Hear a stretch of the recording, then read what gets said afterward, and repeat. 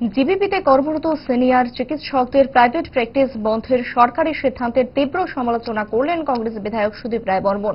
আজ আগরতলায় সংবাদ সম্মেলনে বসে সিদ্ধান্তের বিরুদ্ধে জোর সওয়াল করতে দেখা গেছে সুদীপ রায় বর্মনকে। কি বলেছেন কংগ্রেস বিধায়ক, দেখুন। আমি আগেই বলেছিলাম, যখন ক্যাবিনেটের সিদ্ধান্তটা গৃহীত হয়, তারপর কিছু সাংবাদিক বন্ধুরা গিয়ে যখন আমার প্রতিক্রিয়া জানার চেষ্টা করেন, আমি আমার রিয়েকশন দিয়েছিলাম। ডাক্তারের প্র্যাকটিস বন্ধ করে রোগীর পরিষেবা বৃদ্ধি করা হবে। How is it related?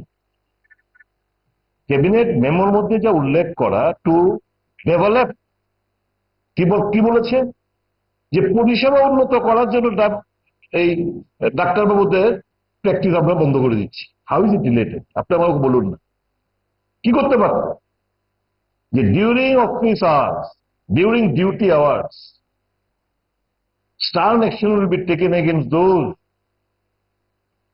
যারা প্রাইভেট প্র্যাকটিস করেন। প্রাইভেট অফিসিয়াল ডিউটির বাইরে গিয়ে প্রাইভেট প্র্যাকটিস করলে অসুবিধাটা কোন জায়গায়? যিনি আজকে স্বাস্থ্যমন্ত্রী, উনিও তো একটা সময় যখন টিএমসিতে ছিলেন, উনি তো প্রাইভেট প্র্যাকটিস করতেন।